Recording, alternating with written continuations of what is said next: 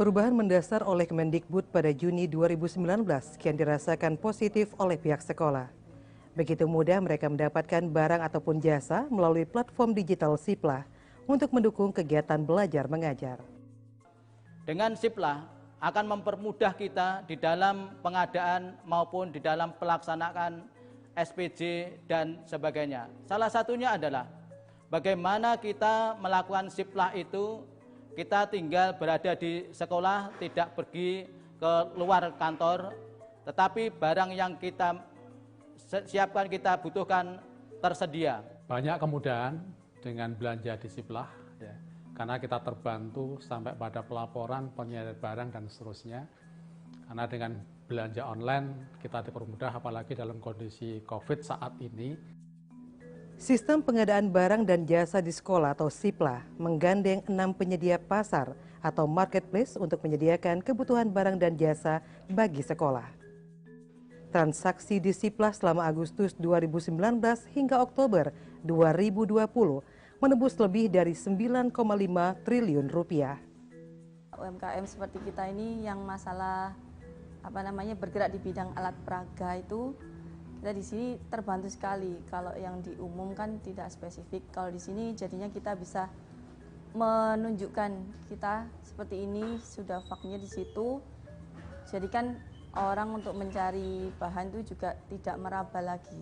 Marketing online yang difasilitasi oleh pemerintah, kita bisa berjualan melebihi target walaupun dalam masa pandemi seperti sekarang ini. Untuk di Kabupaten Madiun, kita sudah menginstruksikan ke sekolah-sekolah terkait penggunaan Siplah, bahwa sekolah-sekolah diharapkan untuk belanja semua kebutuhan sekolah melalui Siplah. Kita sudah koordinasi dengan instansi terkait, yaitu Dinas Perdagangan, untuk ikut andil atau untuk ikut berpartisipasi memajukan UMKM di Kabupaten Madiun melalui mendaftarkan UMKM tersebut pada aplikasi Siplah. Siplah yang berbasis teknologi digital merupakan salah satu wujud komitmen pemerintah dalam menghadirkan tata kelola keuangan pendidikan yang transparan dan akuntabel. Siplah memang sip. Siplah memang sip.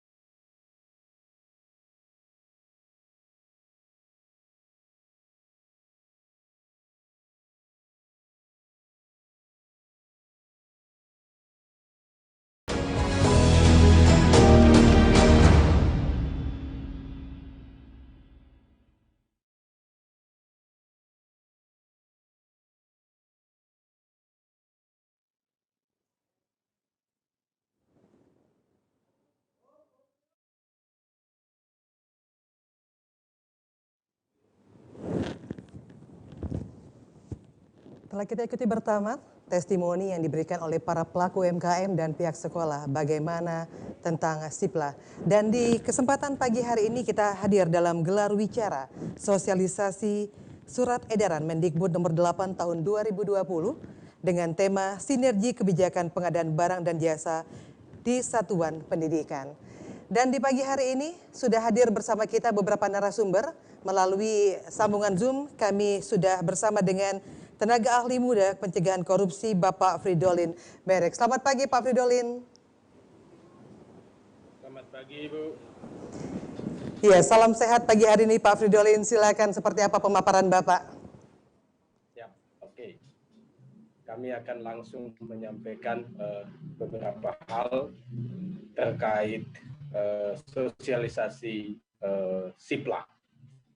Nah, perkenalkan saya Fridolin Berek dari Sekretariat Nasional Pencegahan Korupsi.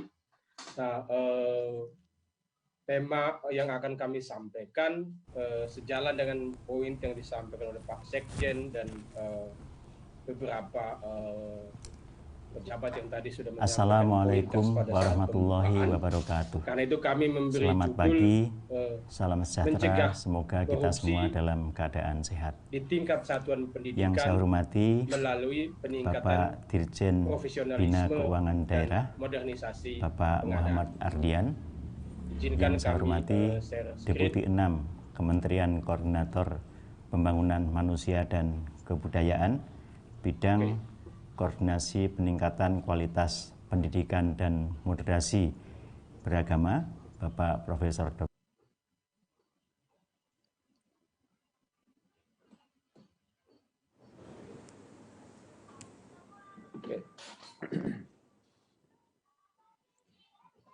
Nah, judul yang kami sampaikan adalah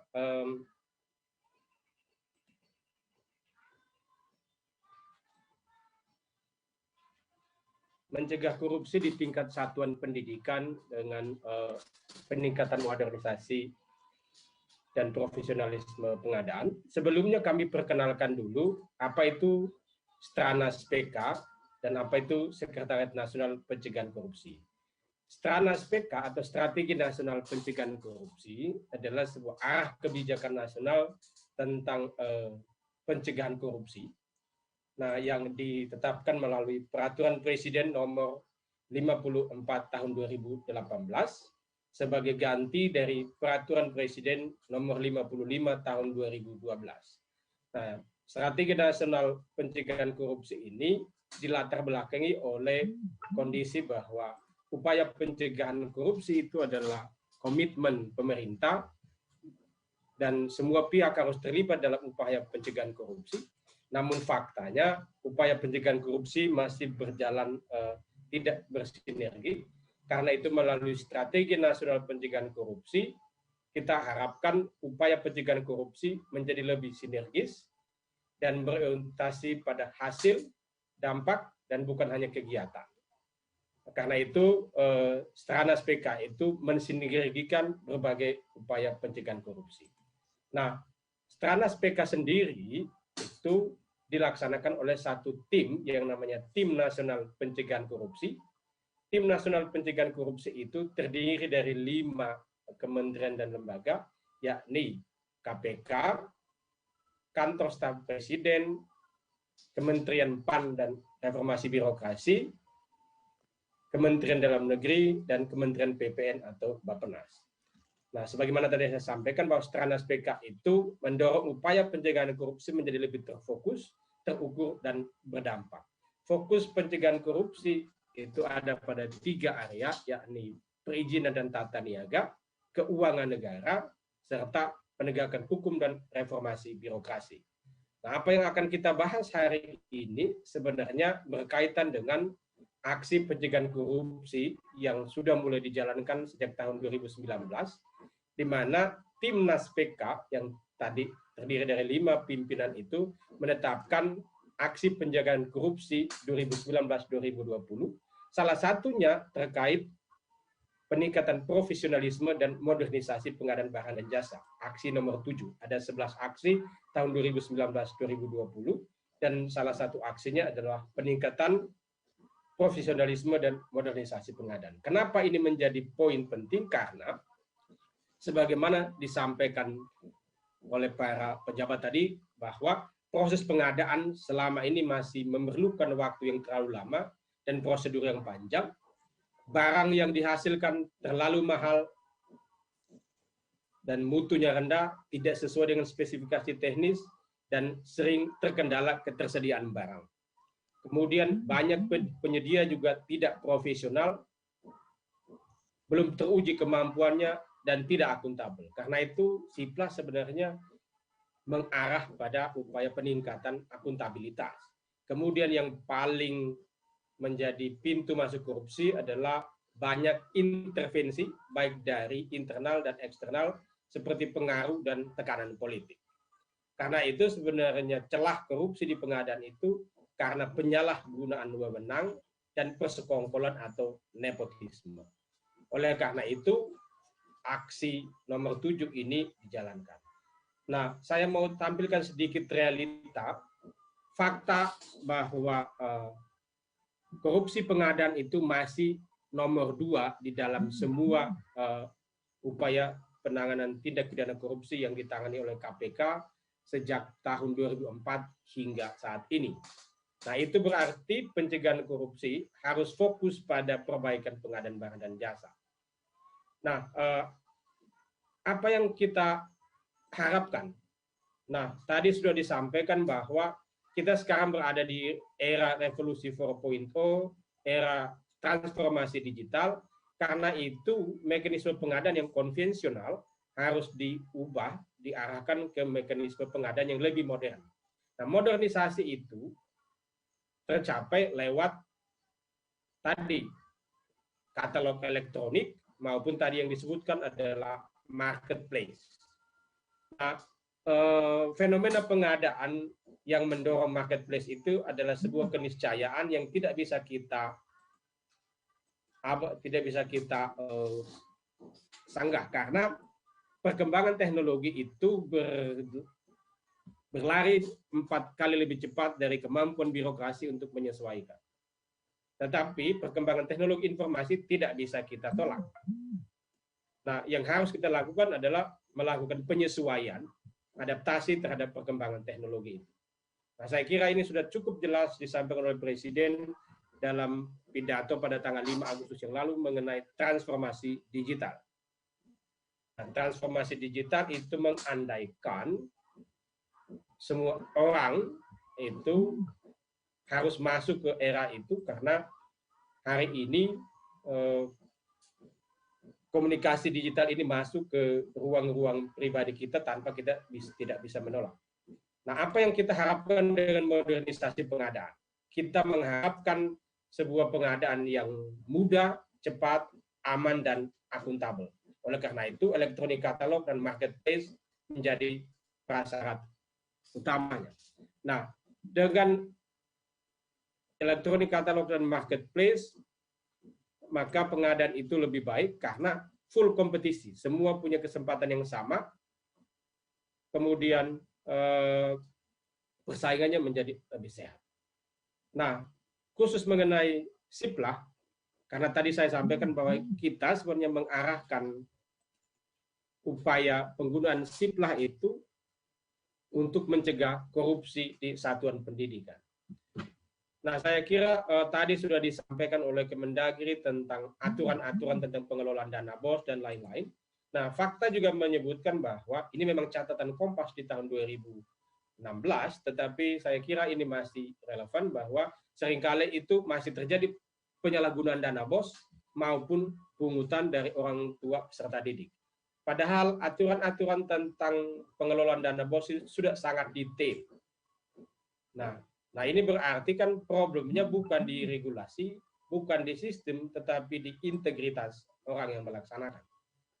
Nah, poin yang kami kasih garis merah itu bicara soal pengadaan di sekolah saat ini, jauh-jauh hari sebelumnya itu tidak ada regulasi yang cukup baik. Karena itu tadi sudah disampaikan, ada Permendikbud 14/2020, ada surat edaran yang sekarang kita sampaikan, agar kita based on aturan yang ada. Memang pengadaan di sekolah itu sedikit berbeda dengan pengadaan secara keseluruhan. Nanti LKPP akan menjelaskan karena ada relaksasi, ada afirmasi, sehingga pengadaannya khusus. Tidak mengikuti, sebagian mengikuti aturan pengadaan yang umum, tetapi juga ada kekhususan. Nah, kasus yang ketiga adalah suap yang dilakukan oleh orang tua kepada sekolah, baik kepala sekolah maupun guru dan tenaga kependidikan, dan gratifikasi maupun pungli. Nah, saya kira budaya memberikan hadiah kepada kepala sekolah, kepada wali kelas, kepada guru itu di satu sisi dianggap budaya, tetapi di sisi lain mengandung motivasi untuk suap sebenarnya. Beda tipis antara gratifikasi dan suap, tapi pintu masuknya di situ. Nah, suap itu terjadi manakala apa yang kita berikan itu dilandasi niat untuk mempengaruhi pejabat untuk melakukan dan atau tidak melakukan apa yang seharusnya dilakukan. Nah, maka dia menjadi suap. Nah, karena itu pada gambar di sisi kanan itu kami sebutkan, siplah di satu sisi dia harus mampu meningkatkan profesionalisme pengadaan di satuan pendidikan, tetapi di sisi lain siplah harus mampu membangun budaya anti korupsi di sekolah. Nah, karena itu siplah itu harus juga menciptakan keteladanan. Kenapa kami bilang keteladanan? Karena yang akan menjalankan siplah ini tidak saja petugas teknis, tetapi mulai dari seluruh manajemen sekolah. Karena itu, siplah itu harus juga membangun keteladanan. Dengan kita melakukan pengadaan di sekolah bebas dari praktek korupsi, maka peserta didik akan belajar bagaimana tidak korupsi. Maka satuan pendidikan itu menjadi wilayah yang bebas dari praktek korupsi, maka budaya anti korupsi terbangun di sekolah. Saya kira Bapak Ibu di lingkungan Kementerian Pendidikan mengetahui 9 nilai integritas Jupe Mandi Tangker Sebedil yang sudah disampaikan oleh teman-teman di Kianmas KPK.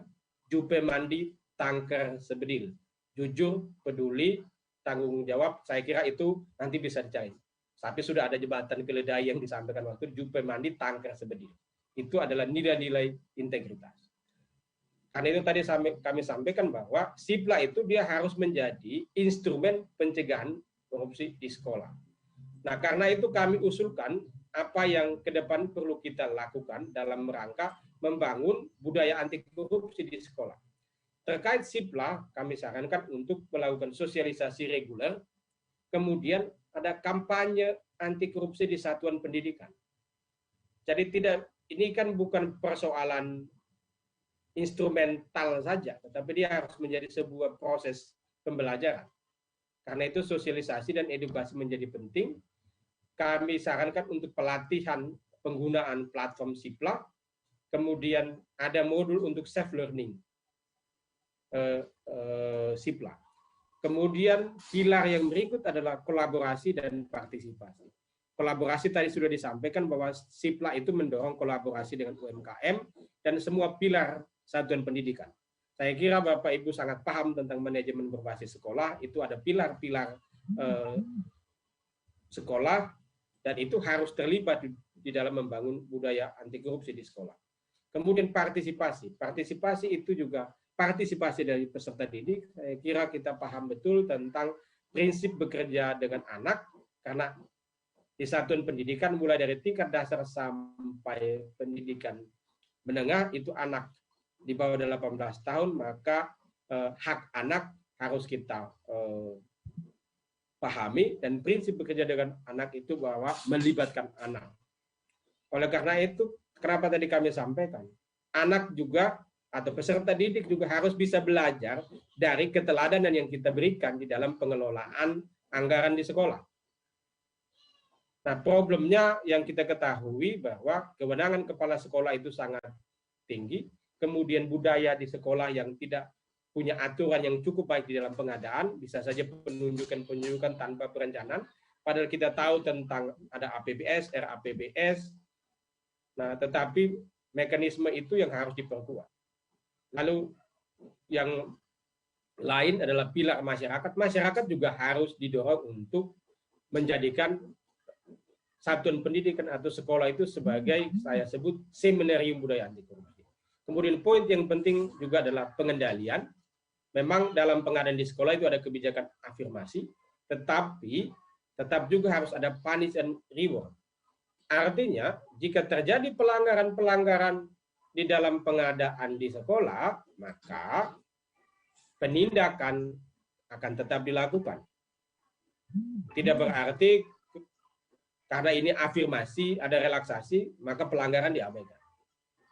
Nah, dalam hal ini bahasa yang mungkin agak sarkas kami sampaikan. Sebagai contoh, misalnya korupsi dana BOS itu tidak ada ampun. Karena kita mengkorupsi hak satu generasi.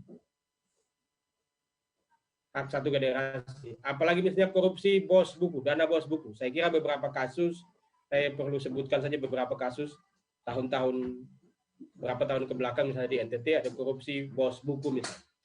Bos buku dikorupsi. Bagaimana berpikir, bagaimana cara pikir tenaga kependidikan sampai tingkat dinas gitu, mengkorupsi dana bos buku.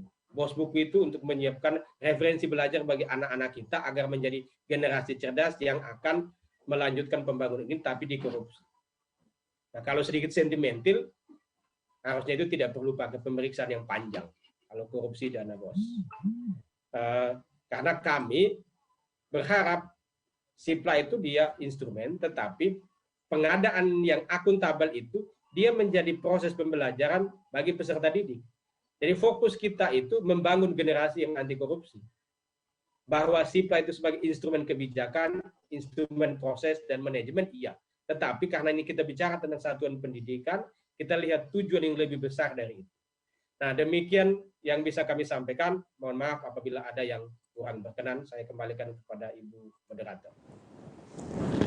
Terima kasih Bapak Fridolin Berek dari Tenaga Ahli Muda Pencegahan Korupsi Stranas PK. Bapak Ibu yang berbahagia, pagi hari ini juga kegiatan kita diikuti secara virtual dari partisipan Regional 2. Kami ingin menyapa terlebih dahulu dari wilayah DKI Jakarta, lalu Jawa Barat, Banten, Jawa Tengah, Daerah Istimewa Yogyakarta, Jawa Timur, dan Bali. Acara ini juga diikuti oleh Asisten Deputi Pendidikan Anak Usia Dini, Dasar dan Menengah. Selamat pagi Bapak Wijaya Kusuma Wardana, terima kasih sudah mengikuti kegiatan ini secara virtual. Selanjutnya kita tersambung bersama dengan analisis kebijakan Madya dan juga koordinator dari LKPP, Bapak Antonius Lambok Sihombing, SST MSc.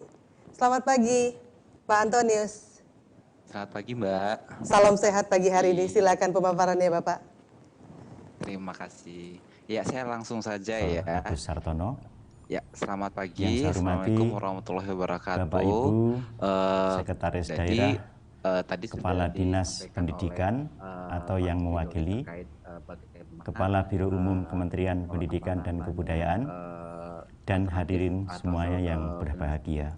Cara penyelesaian pencegahan korupsi, dan salah satunya itu adalah di pengadaan barang jasa.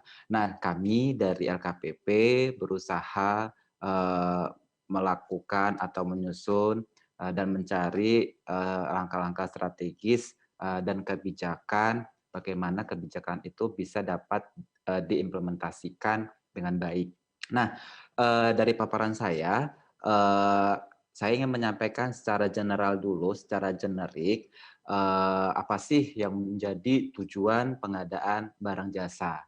Nah, tujuan pengadaan barang jasa itu yang utamanya adalah menghasilkan barang jasa yang tepat dari setiap uang yang dibelanjakan.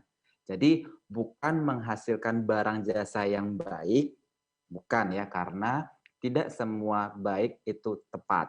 Ya, jadi harus menghasilkan barang jasa yang tepat dari setiap uang yang dibelanjakan. Diukur dari apa? Diukur dari aspek kualitasnya, jumlahnya, waktunya, biaya, lokasi, dan penyedia. Nah, inilah benar tujuan secara generik kenapa kita melakukan pengadaan barang jasa. Nah, spesifik terkait dengan pengadaan barang jasa pemerintah, pasti pemerintah mempunyai kebijakan dari masing-masing sektor yang ingin dicapai. Ya, jadi kita membreakdown kembali dari tujuan value for money ini menjadi bagaimana pencapaian kebijakan pemerintah itu bisa terimplementasi. Nah, tujuannya adalah meningkatkan penggunaan produk dalam negeri. Pasti kita, pemerintah, ingin mengencourage ya produk-produk yang dihasilkan oleh negara sendiri. Nah, inilah makanya kami di sini mencantumkan tujuan pengadaan barang jasa pemerintah untuk meningkatkan penggunaan produk dalam negeri. Yang kedua, meningkatkan peran usaha mikro, usaha kecil, dan usaha menengah. Nah, ini kadang-kala ya kalau kita perhatikan ya, sering sekali dalam pengadaan barang jasa pemerintah. Lalu berikutnya yang ketiga adalah meningkatkan peran pelaku usaha nasional. Nah, semakin majunya perkembangan zaman, perdagangan global itu kadangkala tidak dapat dibendung, ya. Banyak para pelaku-pelaku asing datang ke Indonesia dan itu kadangkala ya bagaimana pemerintah bisa melindungi entitas di dalamnya. Nah, ini di sini kami memasukkan meningkatkan peran pelaku usaha nasional. Lalu berikutnya adalah mendukung pelaksanaan penelitian dan pemanfaatan barang jasa hasil penelitian. Nah, ini kita juga di sini mendorong adanya inovasi-inovasi, keterbaruan ya. Nah, selanjutnya meningkatkan merata ekonomi. Nah, jadi pengadaan barang jasa pemerintah ini adalah salah satu tujuannya supaya sarana infrastruktur, layanan publik itu bisa dinikmati oleh semua orang ya di seluruh wilayah Indonesia. Lalu berikutnya adalah mendorong pengadaan berkelanjutan. Nah, ini mendorong pengadaan berkelanjutan ini kaitannya dengan sustainable development goals ya. Jadi bagaimana kita bisa melakukan pengadaan melihat dari aspek sosial, aspek ekonomi, dan aspek lingkungannya. Selanjutnya, next. Nah, tadi kita sudah tahu nih tujuannya seperti apa. Nah, siapa sih yang melakukan pengadaan itu secara generik ya? Nah, pelaku pengadaan di dalam pengadaan barang jasa itu ada PA, KPA, PPK. Nah, PA, KPA itu ialah mereka yang melakukan tindakan yang mengakibatkan pengeluaran anggaran belanja ya. Mereka juga yang mengadakan perjanjian dengan pihak lain. Nah, jadi secara generik ini tidak hanya bertumpu pada satu orang ya, ada PA, ada KPA, PPK pejabat pembuat komitmen. Nah, itu juga dia nanti yang akan salah satu orang yang akan melakukan perserikatan dengan pihak lain. Ya, lalu ada namanya pejabat pengadaan. Nah, dia nanti akan melakukan pengadaan dengan threshold paling banyak 200 juta untuk barang, untuk jasa konsultansi itu 100 juta. Lalu ada namanya Pokja pemilihan, kelompok kerja pemilihan. Nah, ini mereka nanti yang akan melakukan proses pemilihan pengadaan dengan threshold di atas 200 juta untuk barang, sedangkan untuk jasa konsultan dia di atas 100 juta. Lalu ada juga agen pengadaan. Agen pengadaan ini adalah UKPPJ atau penyedia. Jadi lebih luas lagi sebenarnya. Lalu selanjutnya ada penyelenggara swakelola. Ya, ada penyelenggara swakelola. Lalu ada juga penyedia sendiri. Nah, mereka yang menyediakan barang jasa tersebut. Lalu ada PJPHP, PPHP. Nah, ini mereka inilah yang nantinya akan memeriksa hasil pekerjaan secara administratifnya bagaimana. Nah, ini jadi secara generik itu cukup banyak ya para pelaku pengadaan ketika kita berbicara secara generik apa itu pengadaan barang jasa. Nah, selanjutnya kita masuk kepada aturan dari pengadaan barang jasa pemerintah. Ya, ini kita berbicara di sini dulu, baru nanti kita akan mengerucut kepada cantolan hukum pengaturan pengadaan barang jasa yang ada di sekolah. Ya, nah seperti kita ketahui, kita sudah memiliki peraturan perundang-undangan untuk pengadaan barang jasa pemerintah itu ya mengacu pada peraturan presiden nomor 16 tahun 2018 ya, dan ini berlaku untuk pengadaan yang berada di kementerian, lembaga atau pemerintah daerah. Lalu sumber pembiayaan juga itu berasal dari APBN atau APBD. Nah, lalu pelaksana pengadaannya itu kegiatan untuk belanja barang jasa atau belanja modal. Ya, jadi nanti Kalau di kementerian lembaga itu atau pemerintah daerah itu ada namanya RKAKL-nya, itu akan terlihat tuh mana-mana yang ini dia memang untuk pengadaan barang jasa pemerintah, ini untuk belanja barang, untuk belanja modalnya. Lalu direncanakan oleh PA-KPA. Jadi yang menetapkan perencanaan pengadaan di sini adalah PA-KPA. Ya. Lalu dilaksanakan oleh PPK. Nanti PPK yang melakukan perserikatan atau perjanjian dengan para penyedia, lalu Pokja melakukan proses pemilihan tadi yang seperti saya katakan tadi dengan berdasarkan threshold, ada pejabat pengadaan dan seterusnya dan seterusnya. Yang pasti ketika mereka akan menjadi PPK atau Pokja itu harus memiliki sertifikat kompetensi PBJ. Nah, ini kita berbicara dari sisi aturan Perpres 16-18 secara general apa itu pengadaan barang jasa pemerintah. Nah, sekarang pertanyaan selanjutnya, bagaimana pengadaan oleh satuan pendidikan? Kok ada aturan baru? Kok ada keluar Permendikbud 14 tahun 2020 gitu kan ya. Nah, jadi di sini di slide selanjutnya kita lihat bahwa ternyata di satuan pendidikan itu kan sumber pembiayaan berasal dari dana yang dikelola oleh satuan pendidikan. Ya. Jadi memang ada APBN, APBD, tapi APBN, APBD itu kan ditransfer ya ke satuan pendidikan tersebut. Ya. Misalnya kayak BOS. Nah, itu dikelola oleh satuan pendidikan tersebut. Ya. Lalu selanjutnya, sekolah tidak termasuk organisasi perangkat daerah. Ya. Lalu sekolah tidak didesain memiliki perangkat PA-KPA dan Pokja pemilihan. Mereka tidak punya PA-KPA. Mau bagaimana menetapkan siapa yang menjadi PA-KPA-nya, siapa yang menjadi Pokjanya, karena struktur atau susunan satuan pendidikan itu sangat kecil. Ya, sangat kecil. Nah, lalu tidak memiliki SDM yang memenuhi syarat untuk melaksanakan pengadaan. Tadi kita lihat sendiri, tadi pelaku pengadaan ada banyak, ada PA-KPA, ada pejabat pengadaan, ada Pokja, ada PPK, ada PJPHP, gitu kan ya.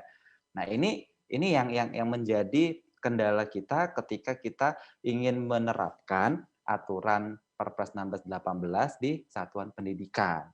Ya, oleh karena itu, ya.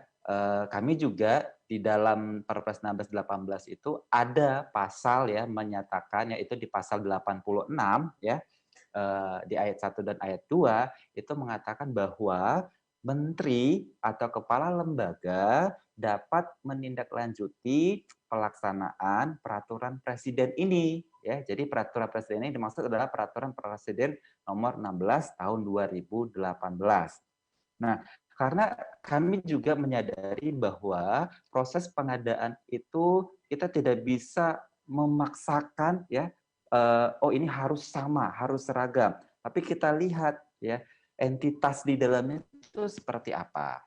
Ya, makanya di dalam pasal 86 itu kita kasih fasilitas atau fleksibilitas supaya teman-teman di satuan pendidikan itu bisa ya membuat atau mengatur tata kelola pengadaan barang jasanya. Nah, makanya keluarlah peraturan Menteri Pendidikan dan Kebudayaan nomor 14 tahun 2020. Nah, sekarang kita mensosialisasikan surat edaran Mendikbud nomor 8. Ya, jadi begitu ya. Kenapa kok bisa tiba-tiba ya ini ada Perpres 16, ini ada Permendikbud, ada SE-nya. Jadi sebenarnya semuanya itu saling berhubungan. Nah, tetapi prinsip pengadaannya itu, prinsip pengadaan barang jasanya itu tidak boleh berbeda. Harus sama, harus mengacu prinsip yang sama. Apa itu prinsipnya? Nah, nih, prinsipnya itu harus efisien. Ya, penggunaan sumber daya yang minimal untuk memenuhi kebutuhan baik dari sisi proses pengadaan maupun harga yang kompetitif. Ya, jadi prosesnya itu harus efisien. Ya, layanan publik itu harus tersalurkan segera. Ya, lalu efektif. Ya, barang jasa yang diadakan sesuai dengan kebutuhan sekolah. Ya, Jangan, oh ini sekolah pengen ini, tetapi yang dibeli tidak sesuai dengan kebutuhannya, akhirnya nggak dipakai. Nah itu nggak efektif namanya. Ya. Lalu transparan. Nah transparan ini prosesnya ya itu dilakukan secara orang lain bisa mengaksesnya, orang lain bisa melihatnya. Oh ternyata begini ya Siplah. Oh aturan-aturannya begini ya. Nah, ini semua orang bisa mengaksesnya. Ya, lalu terbuka ya. Semua pelaku usaha itu memiliki kesempatan yang sama untuk menjadi penyedia di Siplah. Jadi terbuka. Lalu bersaing ya. Persaingan antar penyedia itu terwujud melalui harga yang kompetitif, harga yang terbuka, itu melalui mekanisme pasar. Ya, seperti itu. Lalu ada adil, ya, tidak diskriminatif, tidak ada perbedaan perlakuan antara penyedia satu dengan penyedia lain, tidak ada perbedaan perlakuan antara peserta satu, peserta lain, ya. Jadi harus diperlakukan sama. Lalu akuntabel, ya. Akuntabel ini proses pengadaan terdokumentasi, ya, melalui sistem harus mematuhi peraturan perundang-undangan yang ada. Ya, baik itu peraturan yang sudah disusun di dalam Permendikbud 14 tahun 2020 ataupun peraturan lain baik itu yang terkait dengan pajak, administrasi lainnya itu harus sesuai. Nah, sedangkan di sisi pelaku pengadaan ya pada satuan pendidikan di sekolah itu dia hanya cuma 2 ya. Tadi kita lihat tuh banyak ya, macam-macam. Nah, sekarang di sekolah itu, di satuan pendidikan itu hanya 2, ada pelaksana dan ada penyedia. Nah, pelaksana itu ya kepala satuan pendidikan, dan kepala satuan pendidikan itu dapat menunjuk pendidik dan atau tenaga kependidikan, baik itu secara perorangan maupun secara kelompok, untuk melaksanakan tugas PBJ tersebut. Dan yang kedua penyedia, sudah selesai, itu saja cuma 2. Nah, bagaimana dia harus menerapkan Perpres 16/18 kan sulit, ya kan? Nah, makanya ada pasal 86 tadi yang di Perpres 16/18, menteri atau kepala lembaga itu dapat menindaklanjuti pelaksanaan Perpres ini ya, Perpres 16/18 dengan aturan yang peraturan menteri atau peraturan kepala lembaga. Ya silakan. Nah, kami juga kemarin teman-teman Kemendikbud juga dalam menyusun Permendikbud 14 juga berkomunikasi, berkonsultasi dengan LKPP seperti itu. Mungkin itu yang bisa saya sampaikan terkait dengan peraturan pengadaan barang jasa. Alhamdulillah. Semoga bisa bermanfaat bagi kita semua. Terima kasih. Saya kembalikan ke moderator. Baik, terima kasih Bapak Antonius Lambok Sihombing SSTMSC selaku analisis kebijakan media dan juga koordinator. Dan kegiatan ini juga dapat Anda ikuti melalui YouTube Kemendikbud atau melalui akun Facebook Siplah Kemendikbud. Dan kami juga akan tersambung kembali. Kita akan mendengarkan Kepala Biro Umum dan PBJ Kementerian Pendidikan dan Kebudayaan, Bapak Muhammad Uwin Darwina, SE MMSI.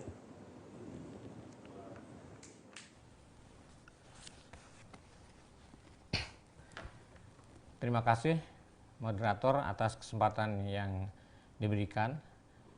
Saya akan menyampaikan kebijakan mengenai pengadaan barang dan jasa di satuan pendidikan. Assalamualaikum warahmatullahi wabarakatuh. Salam sejahtera untuk kita semua. Om Swastiastu, Namo Buddhaya, salam kebajikan. Dalam rangka meningkatkan tata kelola administrasi pengadaan barang dan jasa di sekolah, Kementerian Pendidikan dan Kebudayaan melalui UKPBJ melakukan koordinasi ke LKPP untuk meminta keringanan karena 2 hal. Pertama, organisasi sekolah lebih sederhana dari satuan kerja. Dan yang kedua adalah uangnya sudah ditransfer ke sekolah. Berbeda dengan kementerian atau lembaga yang uangnya harus melalui bendahara negara dan mengikuti ketentuan dalam Perpres nomor 16 tahun 2020 tentang pengadaan barang dan jasa pemerintah. Atas koordinasi yang telah dilakukan tersebut, LKPP memberikan diskresi terhadap pengadaan di sekolah tentang pengadaan tidak menggunakan Perpres nomor 16 tahun 2018 tentang PBJ pemerintah. dan Kementerian Pendidikan Kebudayaan dapat membuat pedoman PBJ di sekolah disesuaikan dengan kebutuhan dan kondisi perangkat di sekolah. Dalam pembuatan regulasi pengadaan barang jasa, UKPBJ, Kementerian Pendidikan Kebudayaan menggandeng LKPP, Kementerian Dalam Negeri, dan Kemenkumham untuk melakukan sinkronisasi dan harmonisasi terkait PBJ di sekolah. Sehingga di pedoman pengadaan barang dan jasa untuk satuan pendidikan yang terdapat tahun 2019 tentang bantuan operasional sekolah atau BOS reguler pada tahun 2020 dikembangkan lagi menjadi Permendikbud nomor 14 tahun 2020 tentang PBJ oleh satuan pendidikan.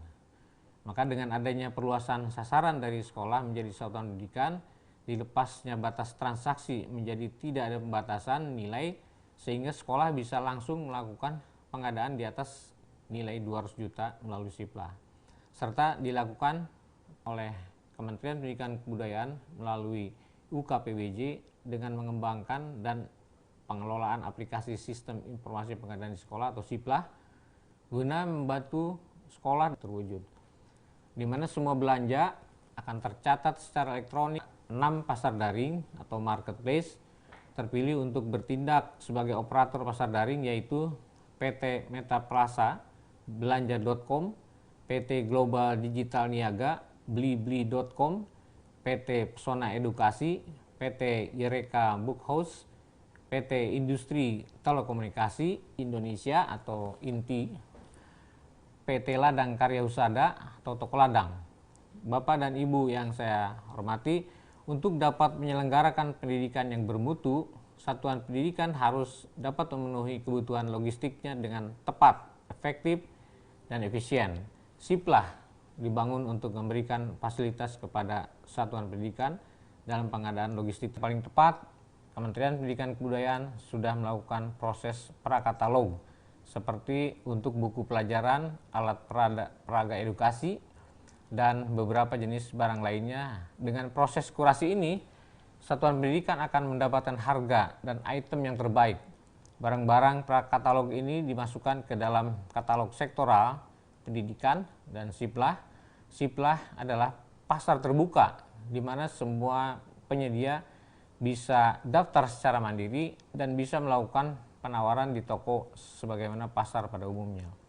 Namun demikian, SIPLA juga berupaya memfasilitasi peningkatan partisipasi UMKM melalui beberapa kemudahan yang diberikan, antara lain kemudahan proses pendaftaran penyedia tanpa dipungut biaya apapun. Kemudian peluang untuk menawarkan barang dan jasa kepada satuan pendidikan di seluruh Indonesia, menawarkan harga diskon dan grosir, melakukan transaksi tanpa batas nilai, penagihan diproses dalam sistem, dokumentasi seluruh transaksi secara elektronik. Bapak dan Ibu yang saya hormati, pada tahun 2019 lalu, SIPLA pada awalnya hanya digunakan oleh, namun seiring perkembangan dan setelah berdiskusi dengan beberapa kementerian terkait, pada tahun 2020 kini mengalami perluasan sasaran melingkupi seluruh satuan pendidikan, baik satuan pendidikan formal, non-formal, dan kesetaraan dengan jumlah sebesar 442.900 satuan pendidikan. Nah, sejak diresmikan dan digunakan tahun 2019 sampai dengan bulan Agustus tahun 2020, berdasarkan ekosistem SIPLA per 3 November 2020, jumlah satuan pendidikan yang telah menggunakan SIPLA adalah sebanyak 102.619 sekolah dengan jumlah transaksi yang dilakukan sebanyak 536.316 transaksi, dengan jumlah penyedia yang terdaftar sebanyak 11.000 penyedia, dan jumlah nilai transaksi mencapai 10.499.399.808.692 rupiah. Bapak dan Ibu yang saya hormati, dalam rangka optimalisasi layanan yang disediakan dalam SIPLA tahun 2020 ini, Kemendikbud telah berusaha melakukan beberapa pengembangan.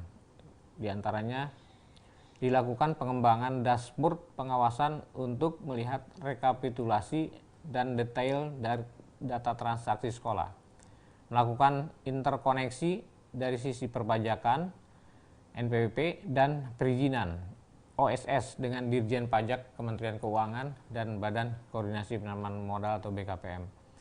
Melakukan intensifikasi dengan satuan pendidikan dan penyedia UMKM dan pelaku usaha lokal dengan penyelenggaraan sosialisasi siplah berkolaborasi dengan kementerian lembaga terkait dan pembuatan klasterisasi nasional kategori barang dan jasa pendidikan atau KBKI.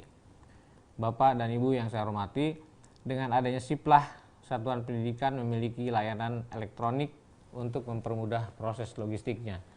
Namun, agar ekosistem ini dapat berkelanjutan, diperlukan partisipasi aktif dari para penyedia, baik UMKM di masing-masing wilayah maupun pelaku usaha lainnya. Para penyedia yang akan bergabung dalam siplah wajib memperhatikan syarat dan ketentuan terkait barang-barang yang dibutuhkan oleh satuan pendidikan. Para penyedia dapat merujuk ke petunjuk teknis untuk setiap jenis sumber dana pendidikan yang dapat digunakan sekolah untuk belanja di siplah. Untuk menaikkan tingkat kematangan satuan pendidikan dalam pengadaan logistiknya, Kementerian Pendidikan Kebudayaan akan terus bersinergi dengan LKPP dalam melakukan pembinaan pengadaan satuan pendidikan. Bapak dan Ibu yang saya hormati, Kementerian Pendidikan Kebudayaan akan senantiasa menjalin koordinasi dan sinkronisasi dengan kementerian lembaga lain termasuk LKPP untuk mengembangkan siplah agar menjadi salah satu layanan pengadaan barang dan jasa bagi satuan pendidikan yang handal dan membantu kepala satuan pendidikan untuk melakukan pengelolaan logistik satuan pendidikan bersangkutan. Kemendikbud akan mengadakan sosialisasi terkait Surat Edaran Mendikbud nomor 8 tahun 2020 tentang pelaksanaan pengadaan barang dan jasa melalui siplah dengan mengundang pemerintah daerah seluruh Indonesia dan mengundang narasumber dari kementerian lembaga terkait seperti Sekretaris Jenderal Kantor Staf Presiden, Kementerian Perindustrian, Kementerian Kominfo, LKPP, BKPM, dan KPK. Sosialisasi ini dimaksudkan agar bisa dilakukan sinkronisasi regulasi antara pusat dan daerah. Sekian dan terima kasih. Wassalamualaikum warahmatullahi wabarakatuh. Om Santi Santi, Om Namo Buddhaya. Demikian tadi sudah kita dengarkan bersama sambutan dari tenaga Kepala Biro Umum dan APBJ Kementerian Pendidikan dan Kebudayaan, Bapak Muhammad Wiwin Darwina, SE, MMSI. Kita masih dalam kegiatan gelar wicara sosialisasi Surat Edaran Mendikbud nomor 8 tahun 2020 dengan tema Sinergi Kebijakan Pengadaan Barang dan Jasa di Satuan Pendidikan. Selanjutnya kita akan dengarkan bersama pemaparan dari tenaga ahli Deputi 3 Kantor Staf Presiden yang akan disampaikan oleh Bapak Wisnu Aji Nugroho. Selamat pagi Pak Wisnu. Selamat pagi Ibu, salam sehat buat semua. Salam sehat, silakan Bapak pemaparannya. Menteri Pendidikan dan Kebudayaan nomor 8 tahun 2020 tentang pelaksanaan pengadaan Selamat pagi Bapak-Bapak semua, di Bapak-Bapak narasumber, Pak Fridolin, Pak Antonius, terima kasih. Kami dari Kantor Staf Presiden akan memaparkan, tepatnya melengkapi apa yang sudah disampaikan oleh Pak Fridolin dan Pak Antonius. Mungkin bisa langsung ke paparan Ibu. Oke, next. Oke, Bapak Ibu yang kami hormati, pagi ini mungkin saya dapat informasi bahwa wilayah dari Kemendikbudnya adalah DKI Jakarta, Jawa Barat, Banten, Jawa Tengah, Daerah Istimewa Yogyakarta, Jawa Timur, dan Bali. Sangat menarik karena ini semuanya di Jawa ya, kalau kecuali Bali. Ini terkait dengan gambaran umum dan fungsi tugas Kantor Staf Presiden. Yang pertama, kami bertanggung jawab untuk pengendalian program prioritas nasional, pengendalian isu strategis dan komunikasi politik, sesuai dengan peraturan Presiden nomor 83. Tadi di awal sudah disampaikan oleh Pak Fridolin bahwa Kantor Staf Presiden juga merupakan salah satu institusi yang tergabung dalam Tim Nasional Pencegahan Korupsi, sesuai dengan peraturan Presiden nomor 54 sebagai pembaharu dari peraturan sebelumnya nomor 55 tahun 2012. Next. Bapak Ibu yang saya hormati, tadi juga sudah disampaikan dari Pak Antonius di LKPP dengan sangat jelas. Saya melengkapi saja bahwa dalam Perpres 16 tentang pengadaan barang dan jasa pemerintah, Presiden sudah menyampaikan arahannya bahwa ada beberapa hal yang kami jadikan pointers di sini, yaitu pemenuhan nilai manfaat yang sebesar-besarnya, peningkatan peran UMKM, peningkatan penggunaan produk dalam negeri, dan pembangunan berkelanjutan. Kebijakan pengadaan barang jasa tersebut di pasal 5 juga mencantumkan, jadi kami tidak sampaikan semua, kita sampaikan pointersnya saja Bapak Ibu yang saya hormati. Yang pertama adalah meningkatkan kualitas perencanaan PBJ dengan pengembangan e-marketplace PBJ. Jadi saya gambaran umumnya saja, arahan Presiden sini saya rasa sudah dan sedang dilakukan oleh berbagai kementerian dan pemerintah daerah. Dalam hal ini Kemenkop juga sudah mengembangkan ya e-marketplace yang seperti Siplah, mungkin namanya saja beda, ada Bela Pengadaan, ada e-katalog, ada macam-macam, dan bahkan mengundang juga marketplace dari luar. Intinya di paparan yang sebelah kanan adalah sebenarnya memberikan kesempatan kepada UMKM. Seperti kita tahu, ini tahun ini sudah mau habis dan industri itu sangat turun, tapi KLPD, Kementerian Lembaga, dan pemerintah daerah ini satu-satunya yang punya anggaran. Jadi kita harus, arahan Presiden adalah UMKM diberikan tempat sebesar-besarnya untuk menyerap anggaran tersebut, belanja tersebut. Lalu yang kedua, melaksanakan PBJ yang lebih transparan, terbuka, dan kompetitif, yaitu dengan menggunakan teknologi informasi dan komunikasi serta transaksi elektronik. Juga mendorong pelaksanaan penelitian dan industri kreatif. Saya rasa ini tadi sudah dijelaskan dengan sangat baik oleh teman dari LKPP. Lalu memperkuat kapasitas kelembagaan sumber daya manusia, mendorong penggunaan barang dan jasa dengan standar nasional Indonesia, dan pelaksanaan pengadaan yang berkelanjutan. Oke, bisa lanjut, next. Nah, ini adalah dari rapat terbatas tanggal 29 April dan rapat kabinet tanggal 12 Mei. Arahan Presiden bahwa prioritas UMKM dalam belanja pemerintah ini sekali lagi ditekankan harus diprioritaskan. Bahwa saat ini yang punya anggaran itu adalah kementerian lembaga, BUMN, BUMD gitu. Jadi pemerintah harus menjadi off-taker bagi hasil produksi para pelaku UMKM. Baik di bidang pertanian, perikanan, kuliner, sampai industri rumah tangga. Ini secara umumnya ya. Presiden menargetkan 10 juta UMKM go digital sehingga akhir tahun. Akhir tahun itu ya sebulan lagi. Gitu. Nah, karena di sini sifatnya hari ini adalah yang diundang hampir semuanya di Pulau Jawa, jadi perlu penekanan khusus ini Bapak Ibu. Jadi kami juga dari kantor staf Presiden mungkin nanti akan melakukan verifikasi lapangan, ya, jangan. Oke, percepatan penyerapan anggaran belanja KLPD melalui aplikasi digital. Langkah-langkah pemerintah untuk PBJ ini sudah disupport oleh teman-teman dari LKPP melalui surat edarannya nomor 18, surat edaran nomor 21. Nah, tapi memang kenyataannya ini yang harus kami sampaikan. Dari data yang kami dapatkan terakhir itu potensi nilai paket pengadaan pemerintah bagi usaha mikro kecil di tahun 2000 itu dari 305 itu baru terserap 76 triliun. Jadi belum terrealisasi atau mungkin terrealisasi tapi belum di shifting ke sistem elektronik. Nah, nanti ini jadi subject to discuss berikutnya, mungkin kita bisa ngobrol lagi mengenai hal ini karena tinggal sebulan lagi. Khusus untuk pengadaan barang dan jasa bagi satuan pendidikan Siplah, ini juga dilakukan karena beda, tadi sudah disampaikan bahwa di Siplah itu uniknya hanya ada dua ya, ada pelaksana dan penyedia. Nah, namun daripada itu kan potensi belanjanya juga besar gitu. Nanti kita cek, kita harus sama-sama cek untuk direview, untuk dievaluasi untuk tahun berikutnya. Kira-kira bottleneck apa nih yang bisa kita selesaikan bersama-sama. Di sini kami coba mencatat, Bapak Ibu yang saya hormati, mengenai tata cara pengadaan barang jasa yang belum tersosialisasikan dengan baik kepada usaha kecil dan mikro. Ya, saya rasa dari kemarin, hari ini, dan besok ini sudah sangat kita apresiasi, merupakan salah satu usaha dari sosialisasi tersebut.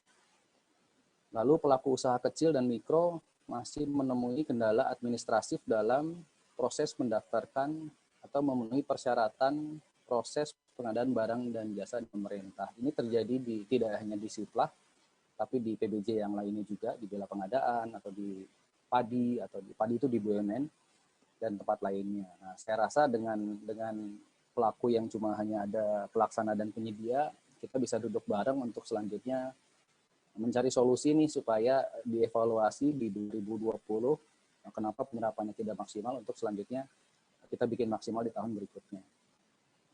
Yang terakhir mungkin KLPD masih belum patuh dalam melakukan pengadaan belanja bagi usaha kecil melalui LPSE dan aplikasi Bela Pengadaan. Ini di luar Siplah Bapak Ibu, jadi KLPD juga mungkin belanjanya tetap ya, tapi belum menggunakan aplikasi. Next. Ketidakpatuhan KLPD dalam menggunakan aplikasi ini mungkin ada beberapa yang coba kami simpulkan. Sulitnya mendorong percepatan penyerapan anggaran, belanja barang, dan jasa pemerintah berbasis data dan sistem informasi. Mungkin karena resisten, karena sebelumnya sudah nyaman dengan cara yang konvensional. Nah, kita nanti bisa diskusikan lagi. Tentunya juga ini tadi Pak Fridolin juga sudah menyampaikan bahwa ya mungkin juga ada unsur-unsur integritas di situ. Gitu. Itu sangat menarik ya, berdasarkan data Kompas itu. Mungkin kita bisa review bareng-bareng di 2020 ini seperti apa nih, mungkin apakah itu masih menjadi alasan atau tidak, karena dengan adanya sistem informasi harusnya itu bisa diminimize. Kalau tidak digunakan ya kita bisa cari tahu mungkin alasannya integritas itu tadi. Nomor 2, sulitnya menerapkan akuntabilitas dan transparansi dalam pengadaan jasa dan pemerintah. Yang terakhir, sulitnya dilakukan monitoring belanja pemerintah untuk produk UMKM dan koperasi.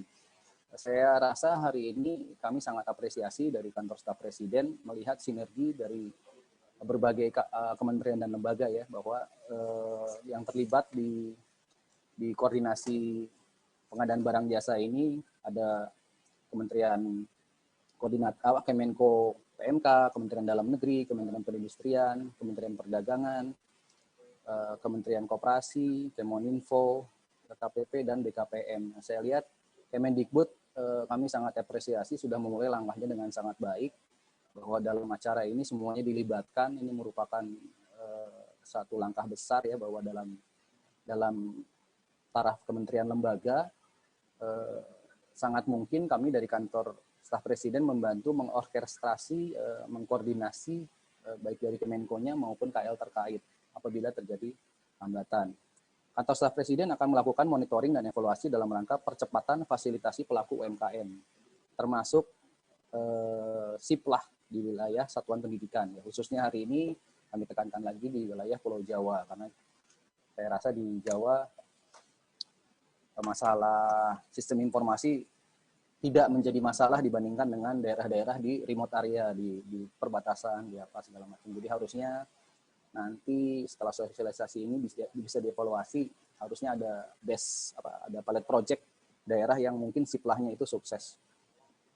Nah, rekomendasi kami dari kantor staf presiden, Bapak Ibu yang saya hormati, yang pertama adalah penyusunan prioritas kerja permasalahan yang ada di saat ini. Yang kedua, penetapan rencana jangka menengah Siplah yang dikomunikasikan ke semua kementerian lembaga yang terkait. Pilot projecting seperti yang saya tadi bilang tadi, mungkin kita harus mencari satu contoh yang udah Siplahnya itu signifikan ya. Misalnya sebelumnya manual, sekarang pakai Siplah. Dari vendor yang sudah, dari penyedia yang sudah ada itu shiftingnya itu smooth gitu, terdata, terrecord. Terus selain itu juga penyedia yang baru gitu, yang baru di wilayah itu masuk dengan sangat mudah ke Siplah dan menjadi penyedia di kedepannya. Nah itu saya rasa dua contoh itu bisa dijadikan next step untuk pilot project. Selanjutnya kami merekomendasikan setelah kegiatan ini adalah pembahasan dan penyusunan laporan pelaksanaan tahun 2020 untuk menjadi bahan evaluasi ya, yang menjadi dasar untuk kedepannya kita akan melakukan evaluasi. Yang terakhir, pemetaan permasalahan dan solusi terkait aspek teknologi. Seperti di rapat-rapat berikutnya dari kantor staf presiden selalu mendorong kepada satuan pendidikan di wilayah di remote area atau daerah-daerah yang tidak ada sinyal, yang daerah-daerah yang susah dijangkau oleh teknologi gitu. Jadi apakah apakah sangat mungkin pemerintah daerah dan Kemeninfo dilibatkan misalnya dalam siplah ini gitu, misalnya dari sekolah-sekolah di kabupaten yang jauh tertinggal, mungkin kita bisa di centralize di kantor pemerintah daerahnya atau Kemeninfo. Saya rasa teman-teman dari Kemeninfo juga pasti banyak saran dan usul yang mereka sangat tahu di bidangnya gitu. Bapak Ibu yang saya hormati, rekomendasi ini merupakan paparan terakhir. Mohon maaf kalau ada kekurangan. Terima kasih. Bapak Ibu dari Kementerian Dalam Negeri, Bapak Deputi. Demikian tadi kita dengarkan bersama pemaparan dari tenaga ahli Deputi 3 Kantor Staf Presiden, Bapak Wisnu Aji Nugroho. Bapak Ibu yang mengikuti kegiatan kami pada pagi hari ini, jangan kemana-mana, masih ada beberapa narasumber lagi yang akan hadir dalam acara Gelar Wicara Sosialisasi Surat Edaran Mendikbud nomor 8 tahun 2020, tema Sinergi Kebijakan Pengadaan Barang dan Jasa di Satuan Pendidikan. Tetapi kami akan jeda sesaat.